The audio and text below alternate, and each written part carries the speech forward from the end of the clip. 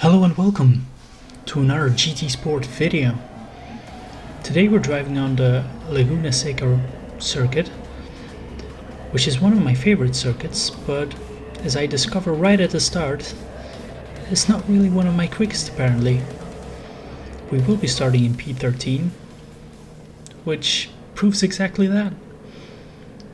Laguna Seca, of course, with the famous corkscrew corner, always promises to be a lot of interesting races.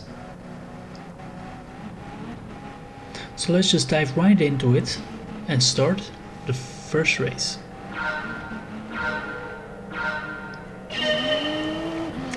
If you did not notice at the start, we are driving the Renault RS01, which is the mid-engined Renault GT3 car. I chose this car because most of the faster players set some pretty quick times with this car. Oh, hello there. There's already one Spanish driver which missed his braking point.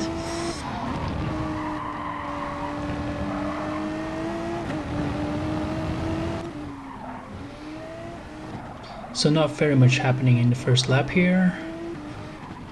Follow through here for the first time through the corkscrew, and nothing really exciting happened there.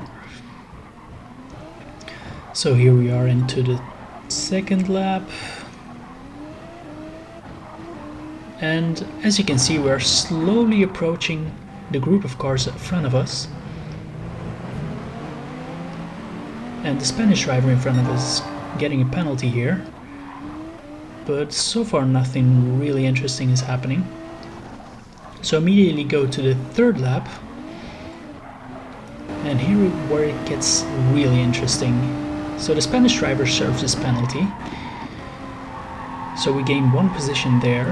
We began 11th actually, but then pay special attention now, and here it happens. Here is where I know I fucked up. I hit the sausage perfectly and I go right into the sand. Let me show it to you again. Right here.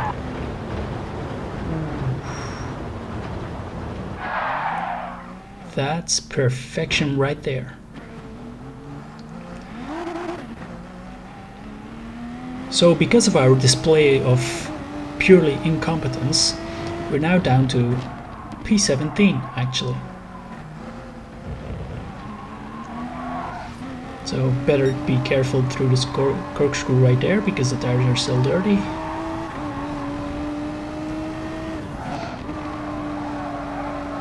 And now we can start our way to the front again, or at least an attempt to. But not before losing another spot to the English driver with the AMG. So, lap 4, P18, a lot of promise. The English driver gets a small penalty, but we don't manage to overtake him because of it. So let's just cut straight to the chase to lap 7. And I was thinking, let's just go into the pit, get some fresh tires. We don't need to refuel, because we do have enough. Coming out of the pit lane, somehow we are still P18, and 7 seconds to the one in front of us, more than 15 seconds to the one behind us. Not really much is gonna happen here. I guess you can figure that. So lap number 8, very exciting. Lap number 9, also very exciting, as you can see.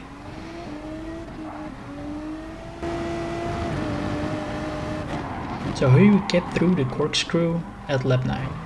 There's a yellow flag, which means that there should be a driver not too far from us.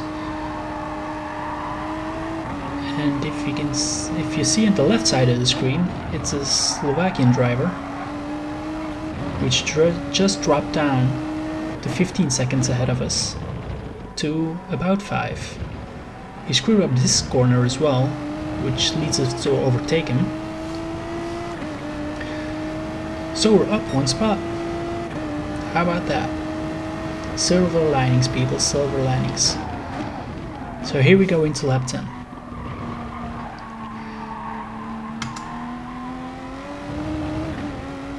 And there's another yellow flag right here. And there's our yellow flag right there, the Spanish driver.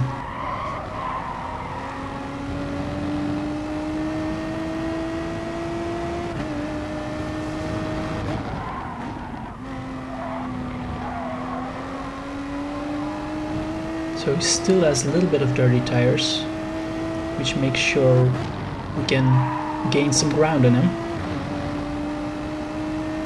But for now we don't really get too close.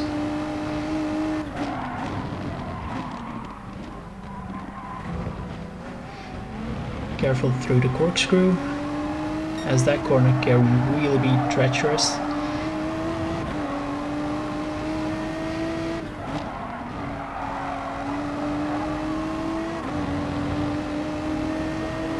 Can we make a move right here? Apparently not. Well, the Spanish driver goes sideways and I slightly bump into him, which leads us to have a 3-second penalty. Admittedly, we did screw up his race. But yeah. But even then, if you look behind us, there's a 5-second gap between us and the next driver. So even if we serve a 3-second penalty, we're not really likely to lose a position yet. So let's see what happens. Oh, 3 seconds is a long time.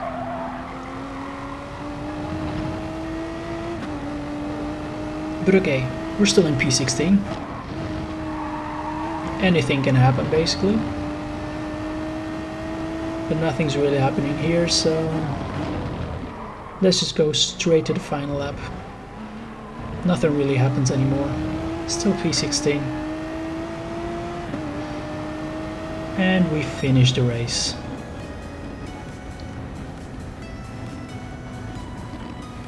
Was kind of hoping for a little better result, but well,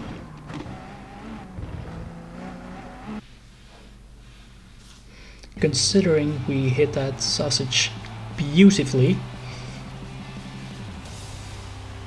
I think we shouldn't be too unhappy. Still having better days though. So 16th, not really good. Let's just dive right into the next race and see if we can do something here. So the next race, I thought actually part of the cause that we dropped down so much is that the Renault wasn't really a good car for this race. So for this race I was choosing the Supra actually. And our starting position is even worse in P17, which left me even more disappointed, but I was thinking, well, P17, we can't drop much further back, so, well, let's just go into the race and see what happens.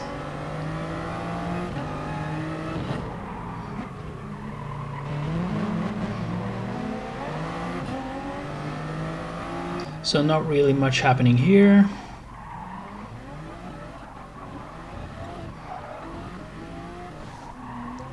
Kind of in between different drivers, not really having to defend and not really in a position to attack.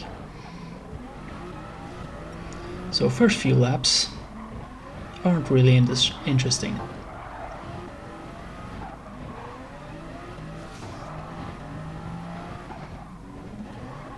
One driver goes off right there, which leads us to take one position. Here we go to the end of the second lap, where the French driver goes off and we come really close to him. So at the end of the start-finish straight, we go to the inside, he blocks us off. Through the first corner we were a bit quicker, but Again, we don't really have an opportunity to overtake him there. So let's just stay behind him for now.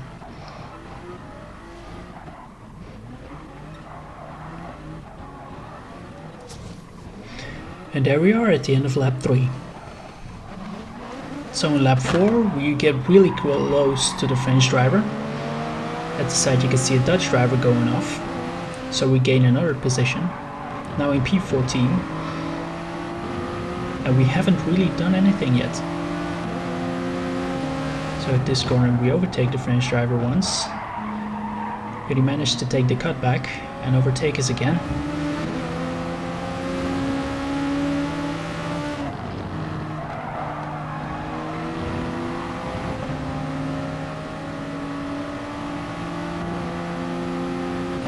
Now we're onto the corkscrew.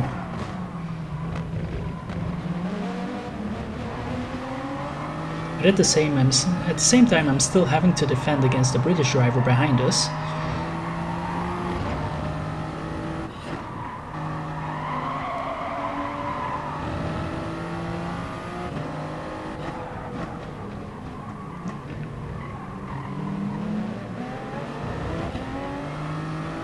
So at the end of lap 4,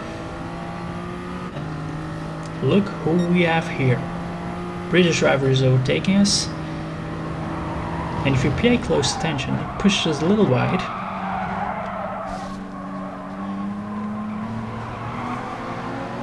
And that is exactly the same AMG that overtook us in the last race. A yellow flag, but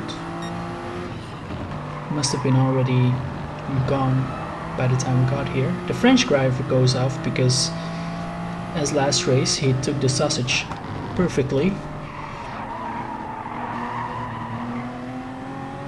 And now we're in 13th position. Another yellow flag. I'm wondering what's going on, but we don't really see anything happening. So once again we go through the corkscrew corner.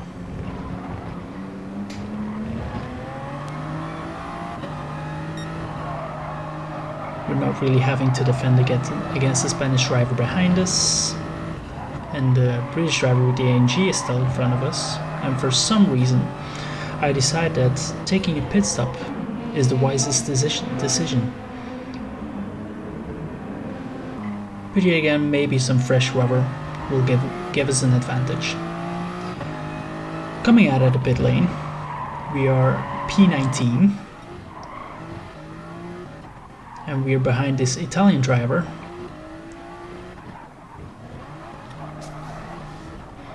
who we are slowly gaining on. And then we get an opportunity to overtake him here. So our fresh tires immediately pay off, and we gain one position from P19 to P18. Well, that's a real advantage, coming from, I don't know what position we were before the pit stop. It appears that somebody was going off, so we might be P17 soon, but then the Italian driver decides to visit us, and we end up completely in the gravel. So I guess P18 it is. And there's another surprise. The French driver in P19 is right behind us. So now we're defending for P19. And lo and behold, he's gonna get it.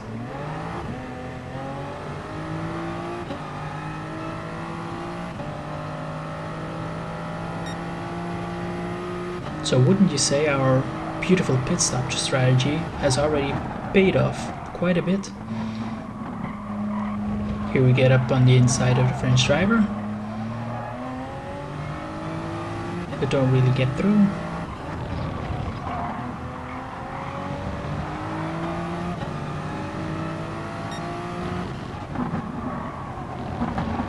Here we almost hit the sausage curb.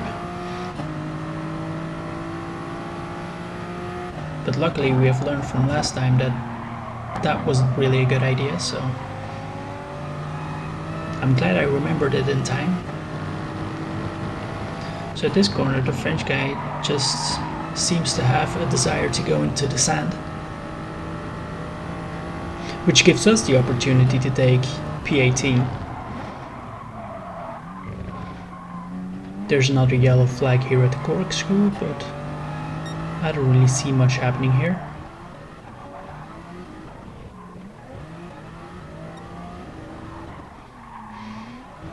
So lap 9, we are slowly gaining on the Spanish driver with the Porsche in front of us.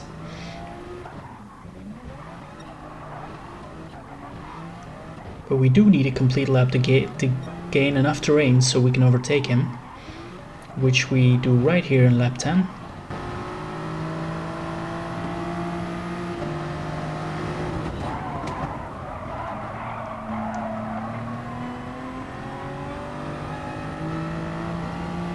And then this race becomes so interesting, we might as well skip to the last lap.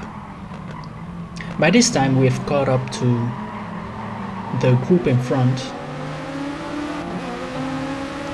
and maybe we can still make up a position here. So we're going to the inside of the French driver,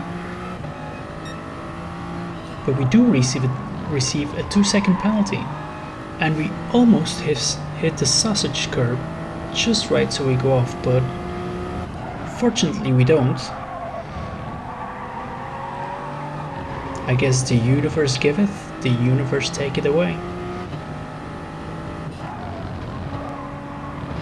There's not too much to be done about the 2-second penalty though.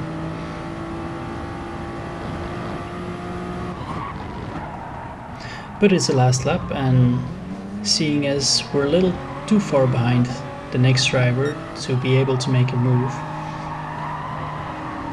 it seems that we are going to end on position 16, resulting in 17. But here we try to overtake the French driver. He completely misses his braking point, even hits the British driver in front, which almost leads us to take P14 without the penalty, of course. But he blocks us off and we're in P15. But because of our 2-second penalty, we drop down 1 position and end up in P16. So that is it for the second race. So what do we take home from this? I remember Laguna Seca is a really fun circuit, but apparently not my quickest one. So let's hope for better days. That's all I have for you today. See you next time.